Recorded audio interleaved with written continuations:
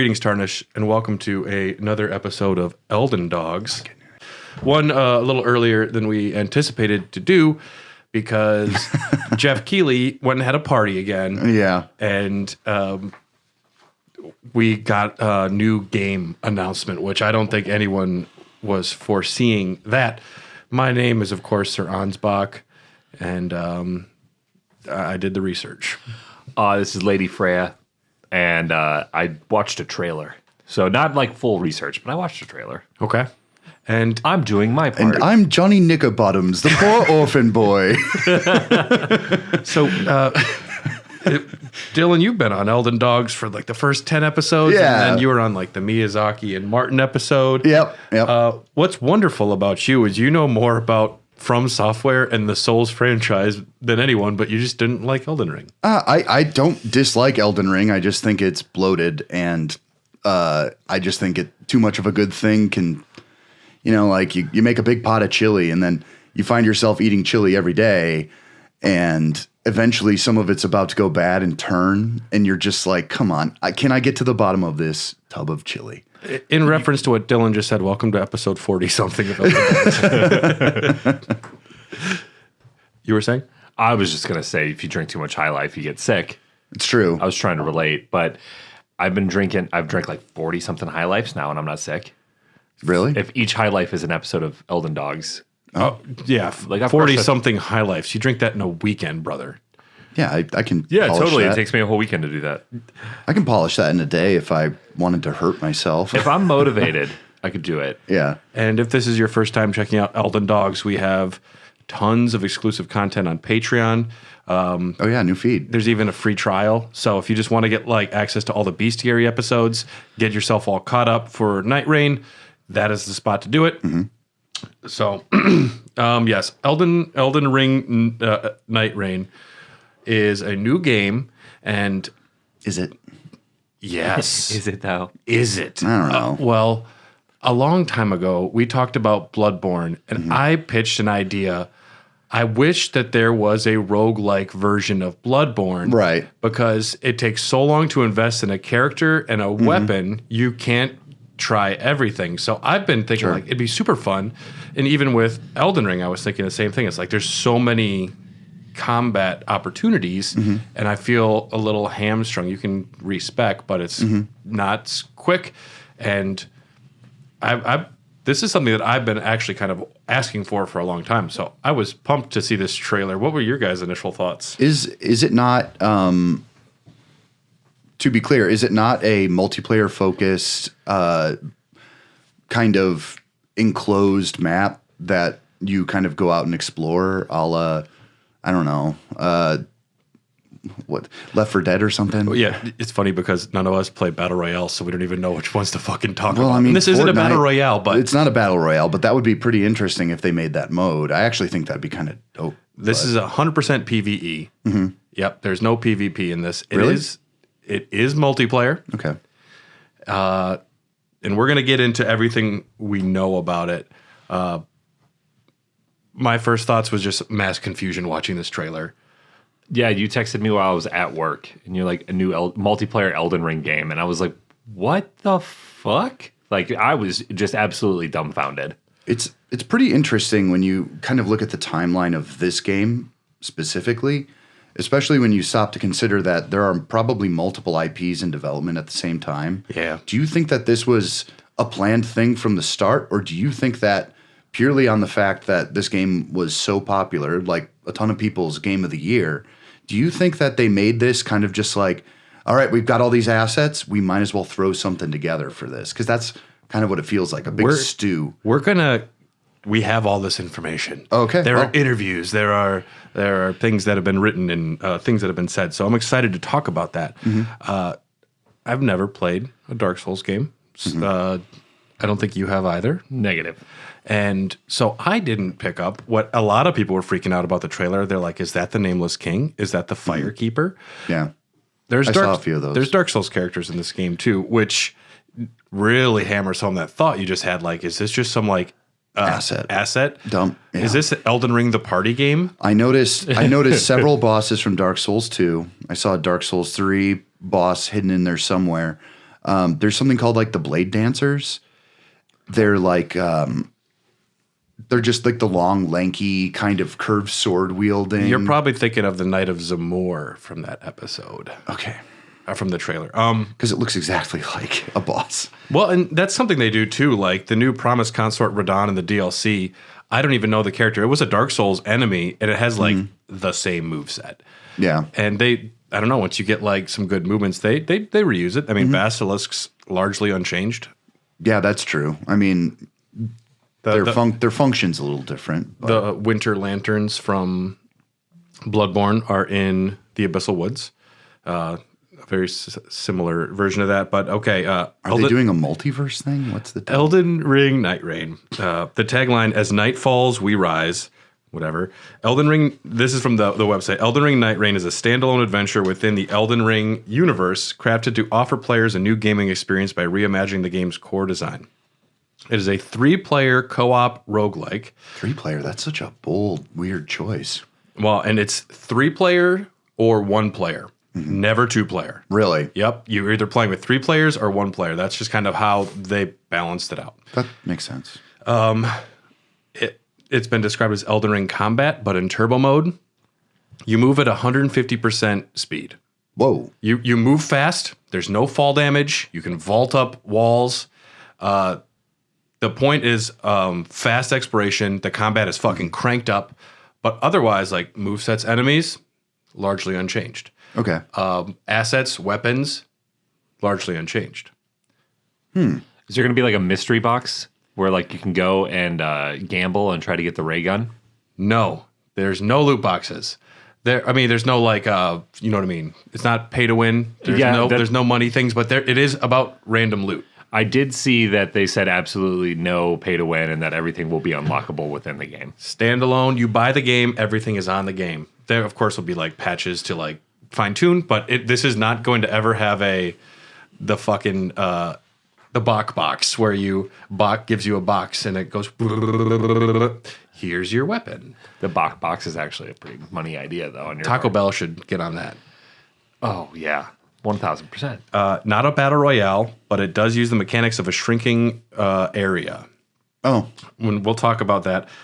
It's been described as a thrilling gaming experience in which the essential fun of RPGs, such as dungeon exploration, character growth, and thrilling battles with powerful enemies, unfolds at a fast pace within a single playthrough. The goal is to survive the 3 days in a vast field of exploration.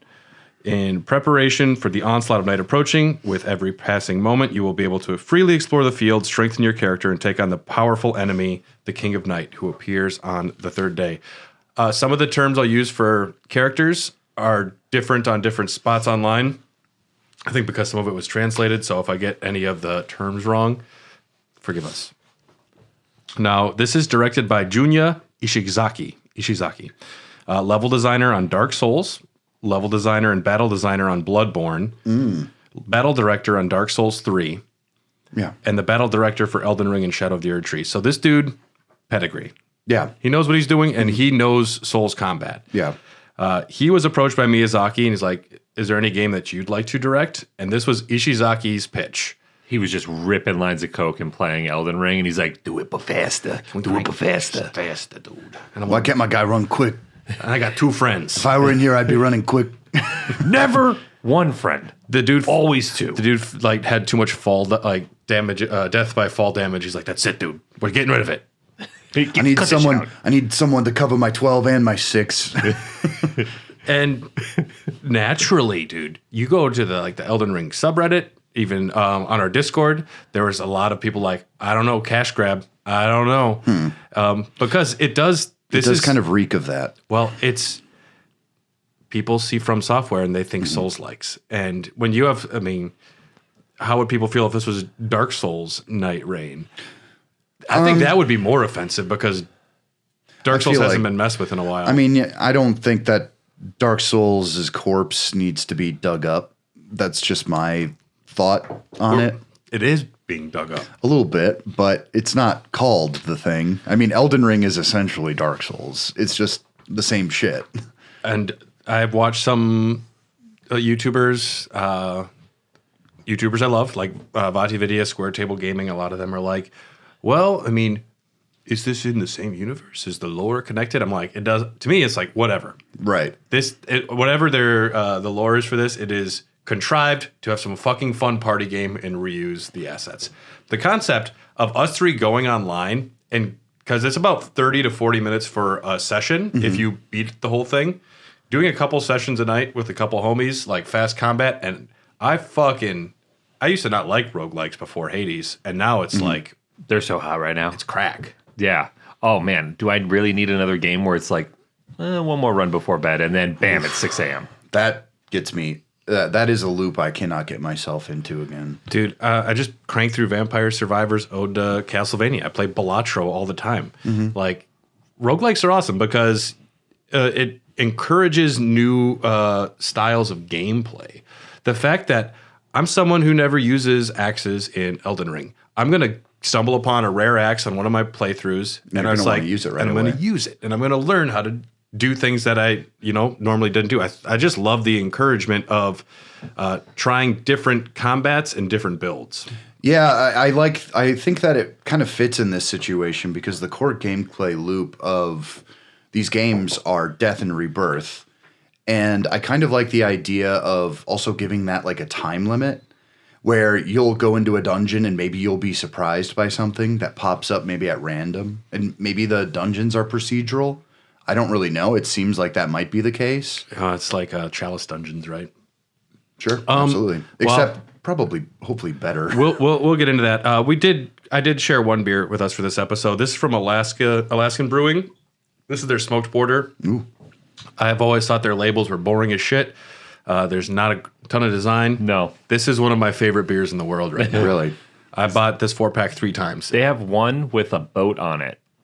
That's my favorite one by them. Yeah, I have no honestly, idea which one it is. It's a It smells of brandy. It's a smoked porter, dude. Yeah. Just fucking peppery delicious.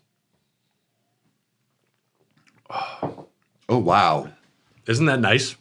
That is awesome. Yep. Wow. I mean, I know you have good taste, so I know you're not blowing smoke up my ass, but I'm going to buy some of these. I remember when I told you that I eat Totino's pizza sometimes, and your look of disappointment at me. Well, that's a problem because I've never had one since then because I felt so ashamed. Well, if you're going to get Totino's, you get pizza rolls. You don't go for their pizzas. You get like a Jack's or something. So Ishizaki, in an IGN interview, we've always been seen as a company that makes these Souls-likes or this kind of traditional formula of Souls-like games. So I saw this as an opportunity to do something different, to challenge both myself and the company to build something new while still using what we've cultivated with our previous titles. Personally, I enjoy co-op multiplayer experiences, and I wanted to try something like that. It's cool. And then IGN says, has Miyazaki-san had any input in the game, or is he hands-off? And Ishizaki said, so he initially took the idea to Miyazaki, who gave it the green light, and he was a little involved in the initial concept phase. After that, full reign. If anyone has earned the right to try new things from software, in my opinion, Yeah. track record solid. Well, and there are hints what the next game is going to be like, and I think that Miyazaki, after like Sekiro, which also was like a Game of the Year contender for a lot of people, I think it actually got a ton. Still gotta fucking play Sekiro. Sekiro to me is the evolution I wanted FromSoft to go in. Hell, I've even played Metal Wolf Chaos. I've played all the FromSoft shit. Yeah. Sekiro was the first From Software game I ever played, and I did not know what From Software was. I had no idea what I was doing. It was just a free game So you just felt that bad I all got the from time? somebody, and then I got my ass whooped, and I was like, this game fucking blows. And then I deleted it, and then I went back to probably playing NBA 2K15 or whatever was out at the time. Typical Tyler. Yeah. Ooh, that's I've a good come so- typical Tyler. Typical. Just Sonic. That could be like a segment. Typical Tyler. Typical Tyler. In today's sitcom. wrestling news. That's why when Elden Ring showed up, I was kind of like, okay, more dark fantasy. I guess that's cool too. And it for me, I saw so much potential in what that was. I think that this is actually kind of a brilliant way to go about it, because if you provide people that same gameplay loop, tighten it up, it almost reminds me of Monster Hunter games. Yeah. There's a lot of Monster Hunter going on with what I'm seeing in this, because those have time limits. Your hunts have time limits, and you've got to act in cooperation with one another in order to get the job done. I wonder, I think you're right. I think this is like Elden Ring was so massively popular. They were like, we should do something with these assets. This is a good idea. And they ran with it. But it's nice to see more PVE games, like especially after Helldivers 2. True. And I was sitting here thinking, like, I don't know how much I'm going to play this because I truly don't really enjoy multiplayer games all that much. Yeah. I do like them on occasion, but Helldivers has been the one I've stuck with for the longest time. And that's essentially the same concept of PVE where you play with 4 friends or 3 friends. Destiny. I played a lot of Destiny. Same. And that's, is that 3? 3 or 6, depending on what you're doing. VE. Yeah, it depends on the raid. Or I was into the PvP. I loved like just death matching. Yep. And I got very good at it for a little while, and then they would come out with new guns and they were balancing. That's the part that kind of throws me off, is just like, oh, well, we made this gun broken and now we're going to kind of take it away from you. Either way, though, you don't retain weapons in this. I know, which is cool. Which is cool. Now, Ishizaki was asked, like, do you think it's risky at all to launch a new multiplayer game given other recent failures like Concord or Suicide Squad? No. The landscape is quite challenging in the multiplayer space, Ishizaki. We don't tend to look at the industry and base our game design on our concerns on what's going on in that sort of more general sense. Just big dick energy right there. That is, yeah. He flopped it on the table. Yeah. Hardcore. We feel like if we're making something we're passionate about and that we want to make, and that we enjoy playing, we trust the users will share in that experience and hopefully enjoy it as well. Yeah. Again, I trust these fuckers so implicitly. An amped up, coked out, roguelike Elden Ring game does sound like it would scratch a particular itch that I might have. Yeah. So, like, it does feel like a cash grab, but I feel like it's going to be a successful one. And I feel like they actually kind of did do a good concept for an online multiplayer Elden Ring game. Yeah. Because multiplayer's never worked for me in games like Elden Ring. No. I don't even like. I wasn't even a huge fan of Dark Souls, of like finding messages on the ground. That was. But how do you it's know nice to finger butthole? Yeah. Here's the thing. I was doing it anyways, dude. The first time I played Dark Souls all the way through, I did not have online turned on because I just didn't care for it. And I learned later that people were actually going to leave tips and tricks of what to do in certain situations. And I'm like, oh, I could have finished this game like 10 hours earlier, probably. And so I like the pseudo-social aspect of it, but I want to stay in my little lane. And I want everyone else to stay in their lane. You never want to troll any other players? Because I used to, for a while there, I was a menace. You're a griefer? I was writing all sorts of shit that would just waste people's time or try to get them to jump off cliffs. Oh. Typical Tyler. Typical. Da-da-da-da-da-da. Now, the map in this game is called Limfeld. Yeah, I was going to ask, so have we been here yet? Yes. And no. That's the answer for every question in this game. Limfeld, it's Limgrave, but it's like a parallel universe. They've said, like, Oh boy. it's like a split thing. I'm like, whatever. No, it's fine. I don't care if you jump through hoops to get me there. It's fine. Yeah. Oh, there's a magical god from another being called the Night King, and he's like, you will battle to save the planet or chaos. Whatever. Sure. Fuck it. I'll bite. Yeah, sure. I don't need a story in all of my games. No, I don't either. Limfeld, though, the map is static. Topographical, like there's going to be a hill there. There's going to be like a chasm here, but it can vastly change every time you play it. There's different environmental enemy spawns, environmental modifiers. Sure. Because they've said it's just this, but also in the trailer we see like what looks like an underground area. We see a volcano area. So I imagine there's a whole poison swamp version of this. Ugh. Yeah, Dylan, you know about them. You'll run through fields where bases, enemies, and weapons and items change each time you play. You strengthen your character. Exploring the field will be the key to the battle, and you will decide how to strengthen your characters against each of the Kings of Night. The map is a jumbled up version of Limgrave with caves, forts, wizards' towers, ruins, jails. Cool. Environmental modifiers, we've talked about those. And you will feel the urge to start another round immediately. Whoa. I just realized something. What? So you're not creating your Tarnished and putting it in this game, possibly, which means you might be able to pick an avatar, which means I might actually be able to play as Alexander. I doubt it, but the Dung Eater. Okay, so no. Fuck. I got real excited for a second. I think that it's going to be something where you create like the physical appearance of it, and that's what loads in every time. That's my best guess. We'll get there. Okay. Well, I'm only guessing. I didn't research this. I did. Combat controls largely the same. Enemies become a little bit more trash mobs when you're going out to level up during the early stuff. You're meant to kind of be overpowered, go in and just knock them down to level up. Expiration, we mentioned the movement speed, the mantling, no fall damage. There are spectral trees located on the map in some spots, and when you interact with them, you launch up with a spectral bird, and you can fly that bird to other areas, kind of like a fast travel. You're not allowed to use it whenever you want. You have to go to certain spots designated for kind of like. Otherwise, you just abuse it and skip parts of the map. So the maps have some of these. The game is designed to be played as a 3-person team, but you can play solo player. You can match with random players or use a password system to play with your friends. Revive allies by attacking them. So if you die, your character will start. You can crawl for a little bit. You have like a bit of time. If you want to revive someone, you go up and attack them. Oh. You can also just like shoot them with a bow and arrow from far away if you have that. So you just have to end their life. Essentially, and then they'll respawn. Okay. You will respawn nearby if you do die without getting revived, but you will lose all your runes and be de-leveled by 1. You can reclaim your runes, but an enemy can hold them hostage, kind of like in... yeah. Cannot respawn, though, during the end-of-day boss fights. If you are not revived there, you're out. Ishizaki said, even when playing multiplayer, you won't have to worry much about interacting with others. It's designed to bypass the need for excessive communication. No text chat, only pings and gestures.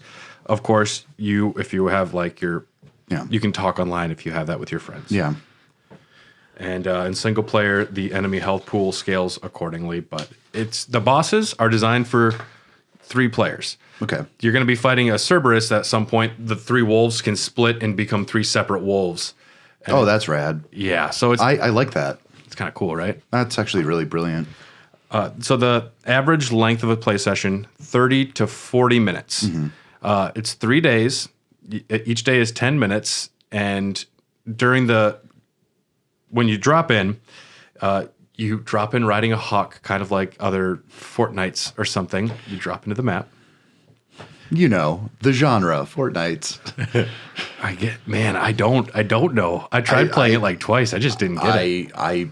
That game is so fucking sweaty.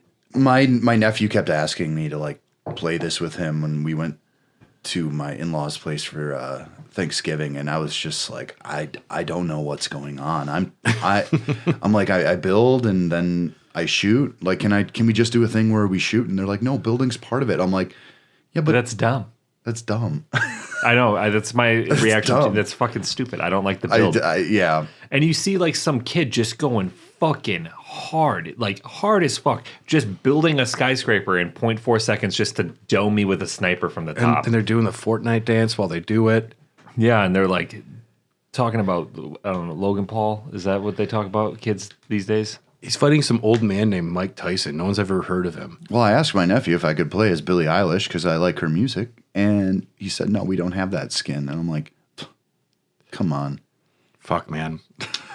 So yeah, a day lasts about 10 minutes, and you have access to the whole map during that 10 minutes. At nighttime, though, that's when the night circle comes in, and that guides everyone to the center to fight a boss at that point. Each night, you have a separate boss. Okay. And like before you go in, you'll choose a final boss, but the different ones for each days are different. Cool. And 3 nights, some of the demo bosses that have been seen, a pair of demi-humans, a big centipede demon, that's from a Dark Souls game.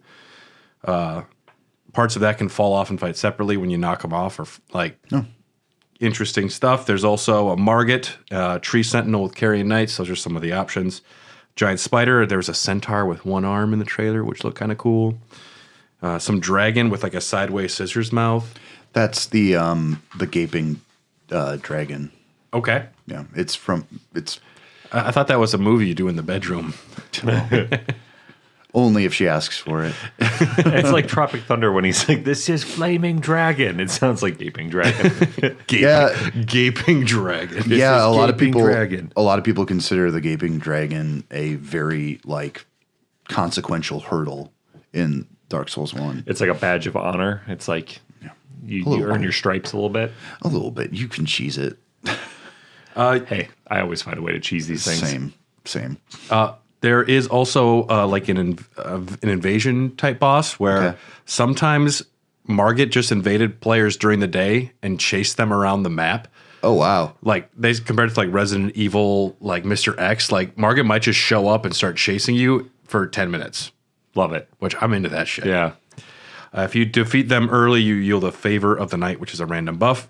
You level up with runes. You accrue them quickly. There are sites of grace, but you just pop in and you level up all your stats at once. You don't choose. Oh, really? You don't choose. That's important when you have a time limit. The different characters have different sets that level. Like they level up a certain way. Oh. If you're playing the magician, if you're playing the archer, they all level up a certain way. Oh, so you're essentially just picking a variation Archetype. of the archetype of the starters. Yes. Now, as far as loot goes, enemies drop loot. There's chests. Resembles a lot of other action RPGs. Regular enemies and bosses will drop randomized loot. Loot can include passive skills like stat buffs, active effects like affinities for poison or rot. You can that's cool. Got that. I got turtlenecks. You got turtlenecks? I got turtlenecks. Gonna get your virility up, huh? Oh, yeah. Regular drops are shared between characters. So if you see a certain drop on the map, Like, for instance, a turtleneck. I can Everybody gets stamina. Well, I could take one person gets it. But didn't you just say it applies to the whole group? I believe the way it works. I could be wrong. It's by shared, so there's one of them, and anyone can grab it. So I could grab it, and you wouldn't have access to it. I believe that's how the regular drops work. Loot is color coded on rarity. You know what that is about. Oh, yeah. And you can find red corpses, which is gear left from previous players who died on that spot. I think that's like part of the shared universe thing. I like that. Mm-hmm. And if you kill a final boss or one of the day bosses, there are 3 loot options, and those are like more substantial, and everyone gets those. Inventory system simplified. You can hold 6 weapons at a time. Wow. 3 weapons in right hand, 3 weapons in left hand. You get all of the passive skills on the weapons, even if you're not using them.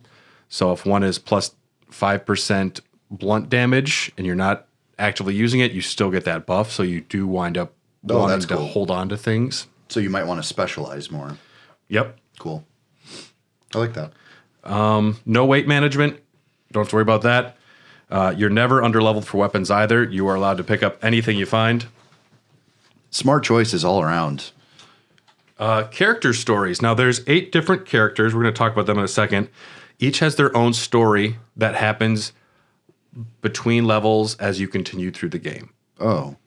Yes, they each have, because you go to the round table hold after a match, and you can interact with the other 7 characters besides when you're playing as and talk with them, as well as what looks like another character in the round table hold, possibly the Firekeeper.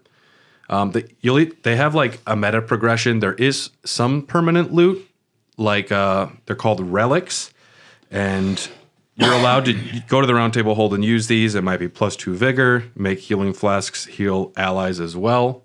So you have a set number of relics you can use, but those are the things you collect that can further impact Hence your the runs. roguelike element, yeah. The meta progression. You can practice using skills in the training ground there, and there's more upgrade systems that we are not privy to yet. And then there's also this thing called Merc or Marks, depending on the translation, which is a currency where you can purchase new relics in the round table hold. Also, gestures and character skins, if you want to purchase those with only in-game currency. Smart.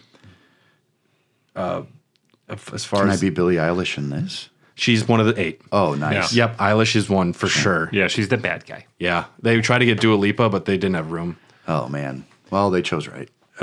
Ishizaki said, "We'd like fans to think of Nightreign as an Elden Ring spin-off. The story is completely separate and parallel to the world of Elden Rings. If you had to tie it in some way with the events of the Shattering in the original game, After that, this is a completely separate branch of the story. Features enemies we mentioned: Firekeeper from Dark Souls 3, Duke's Deer Freya Spider from Dark Souls 2, Centipede Demon Nameless King. Enemies from the Dark Souls series will appear. Other ones, they're drawn from another world due to the influence of the Night King, or the King of Night, the original villain. So these are the same bosses, creatures, yeah. Appearances will be limited.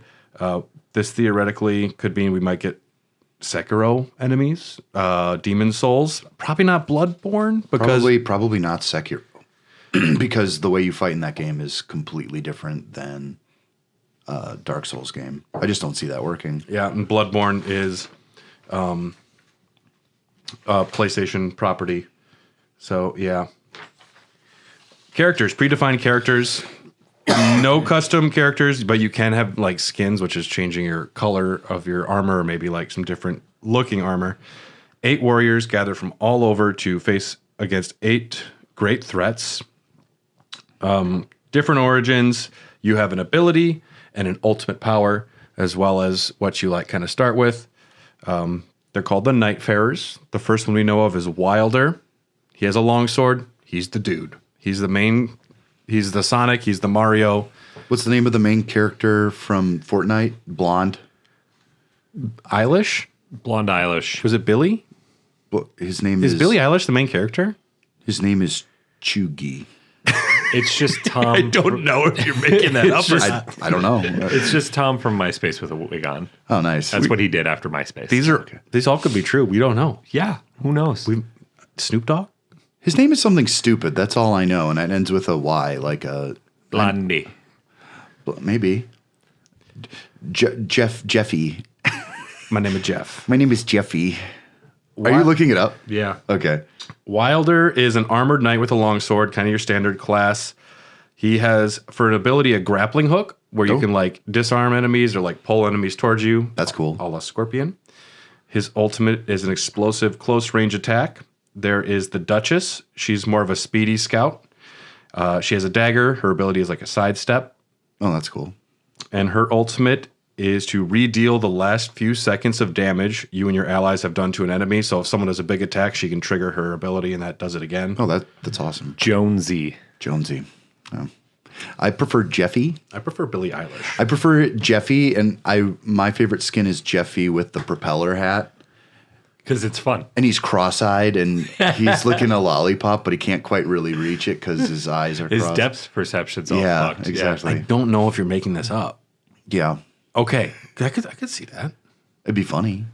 I bet he's supposed to be cool, right? It's called Apparently. do they do the gritty? Is that a dance? That's the gritty, yes. Okay. Made popular by the Minnesota Vikings wide receiver Justin Jefferson, I believe. Can you Did do it the first, gritty or for did it? Fortnite do it first? I'm pretty sure Justin Jefferson did it first. It might have been Jamar Chase from the Bengals. Can you show us the gritty in live? No, Or you no. just do this. We'd knock everything over in here with Yeah. all that jumping. It's true. I did do the gritty at work the other day. That's weird. To flex on one of my coworkers. I don't know if that was the flex you think it is. It felt terrible the whole time. I knew it was wrong. It was like when I felt like Steve Buscemi, like, "What's up, fellow kids?" Oh, like yeah. The I only just time it's felt appropriate to do terrible. that is to embarrass your nieces and nephews that actually know about it. Yeah. I'm still like 2 years away from even being able to do that. They're just little tiny babies. They got no idea what embarrassment No, is. you should get a video of doing the gritty next to the baby and then show it to them in 5 years. That is funny. I think that just embarrassed me. No, that'd be funny. Do have I like like the idea of this. No, we'll make that video. It's a static shot, and then every like month you do it with the kid, and you show them getting older, and you doing the gritty cut together as one continuous thing. And then like you add in like text and it says, "You just got clowned, dumb baby." Yeah. And then you're just like, "Look, I've always been. I can always overpower you. Multi-kill. You'll never defeat me, niece and nephew." Yeah, ever. I've been steady flexing on you for like 10 years now. And it's like, and if you badmouth me, I'll show all your friends how I grittied you. And then that's when my nephew looks at me and says exactly what Brad said. And he's like, "I don't think this is the flex that you think it is." You really wasted a lot of time on this. Uncle Tyler, that's Chugi. What the fuck does that mean? I don't know. I just heard it once. I don't know what it means. Dude, that is Skibbity, Ohio. Dude. That's so man. That is Riz, Ohio. That's Sigma Beta male. I'm a Sigma stuff. Rizzler. One of the other characters. I'm gonna go vomit now. Guardian. He has the head of a bird, and he's a tank character. I like that. Yep, just got a bird head. Is he just a Birdman? He's a Birdman. Is he actually a Birdman? Does he know bird law? He might. We don't know the lore. I think he might be a lawyer in the lands between. What's the name of our wolf? Were you killed by a friend? demi-human? You might be entitled. What's the name of our wolf head friend in the Blythe. Blythe, if you want to pronounce it correctly. Dude, you put 2 A's, an I, and a D. It's not 2 A's. It's 1 A, 1 I, 2 D's. Yeah, it's the 2 D's that fucked me up. You should What do you call should them? get a little. Blade. You should just get some culture, like me. Guardian know. is a tank. Heavy attacks, big damage resistance. His ability, he can do a whirlwind attack that interrupts enemies, setting up a tag team opportunity. Does he have wings? He does have wings. That's even cooler. His ultimate is Wings of Salvation, where he flies up high and does a big dive bomb area of effect attack. You become immune to damage for a brief period, and any allies in the area gets a damage resistance from that as well. Oh, that is cool. So far, this is the coolest character. Then there's the Recluse, who is a frail mage with long-range magic attacks. Ability is Magic Cocktail, where you absorb elements from enemies. The last thing that hits you, bleed, poison, fire, ice. You absorb a certain number, and then you use a special attack based on those. Oh, that's cool. It just sounds like somebody who stays home and drinks. The Recluse. Yeah. I definitely don't do that. And the ultimate is the Song of the Blood Soul, where you mark a nearby enemy, and then every one that attacks it gets healed while attacking that. Kind of like Bloodborne, where if you, like, I don't know, you can re-heal yourself by attacking an enemy. It's kind of cool that this reminds me a lot of Final Fantasy XIV in the way that all of the skills are kind of, they're meant to coexist, and it's all about, like, timing it right. Yeah. Yeah. That's cool. There's 4 other characters that were not playable for those that got a chance. There's an archer, a summoner, which you can use spear dashes.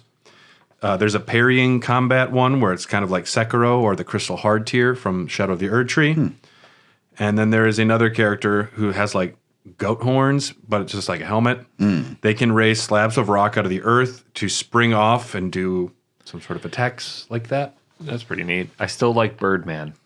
Birdman's cool. I like the goat guy. That sounds fun. Ishizaki said, the name of the bosses you select in the menu is actually a different separate name from the one you see when you fight it.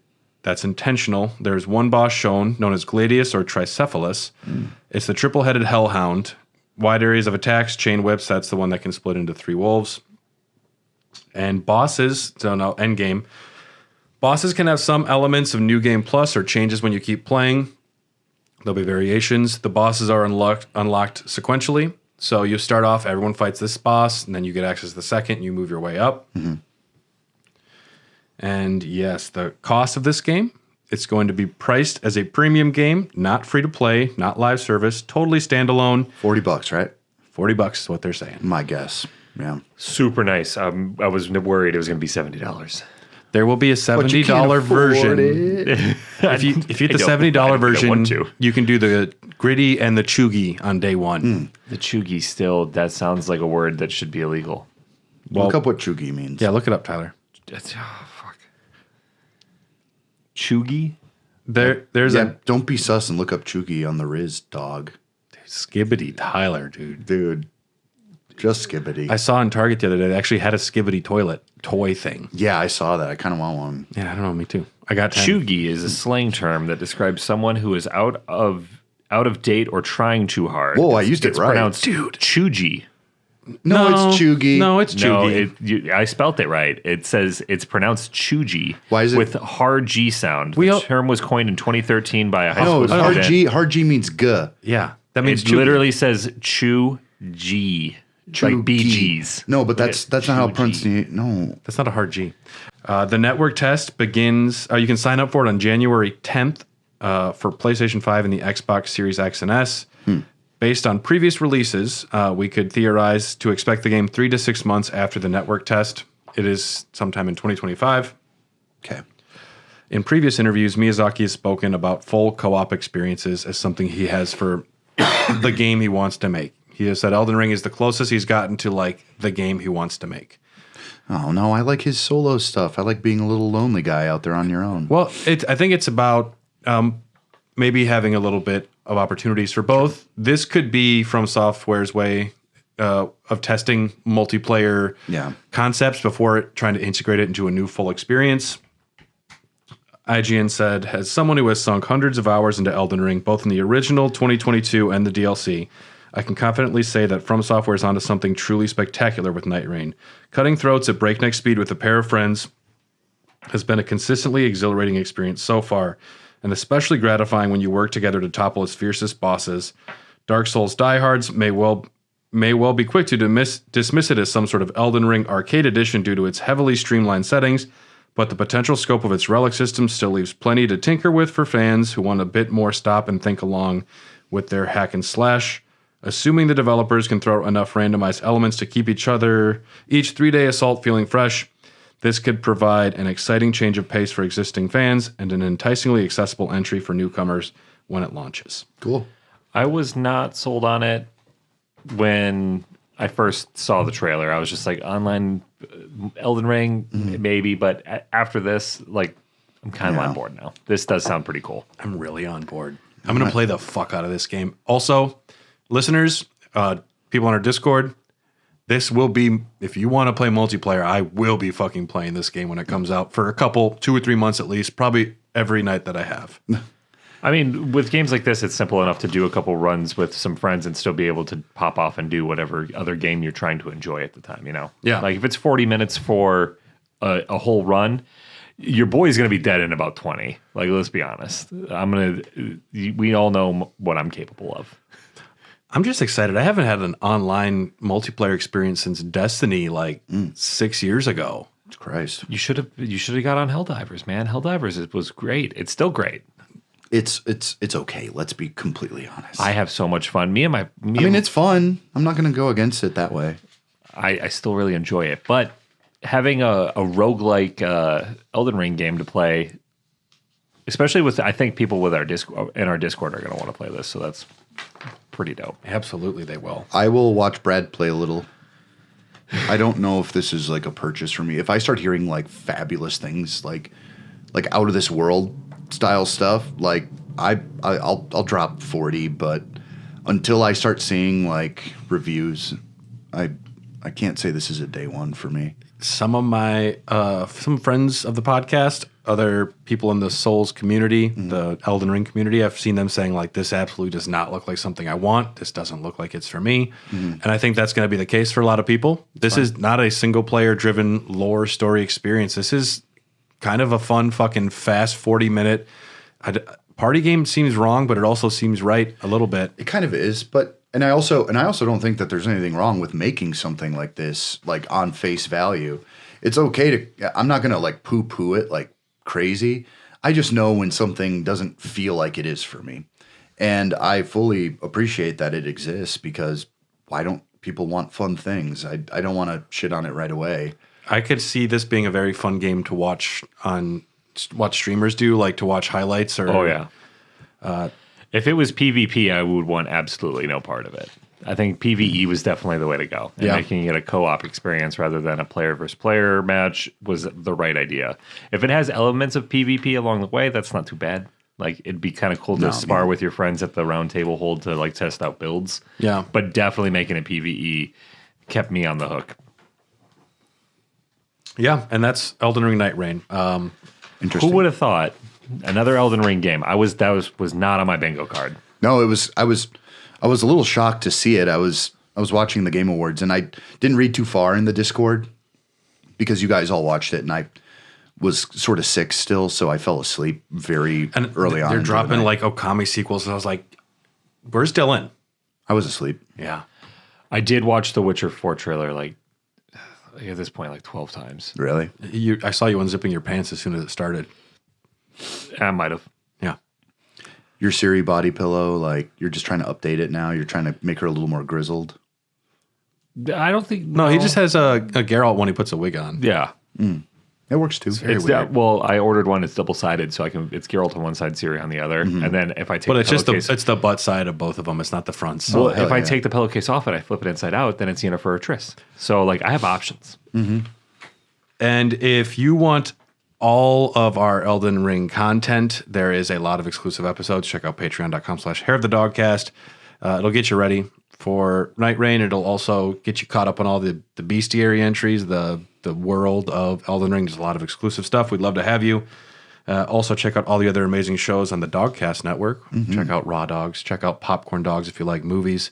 And check out the Dogcast to be up to date on all of the news, where we talk about Jeff Keighley and Kojima. It's true. On the next one. Yep. And special thanks to Patreon executive producers Rykard, Chrissy Nick, Malakip the Black Blade, Blackguard Big Brian Ward, Jordan Hoslow, Sorceress of Blood, Festering Fingerprint Phil Wright, Red Bear Phil Just Phil, Bell Bearing Hunter Bryant Ross, Crucible Knight Kelly Gutowski, and Justin Melismer, Big Impaler. Also the vomiter of Brad's bathroom sometimes. Someone overdid it, huh? He's gonna hate that. That's funny. But thank you to everyone, and we'll see you out there. Bye-bye.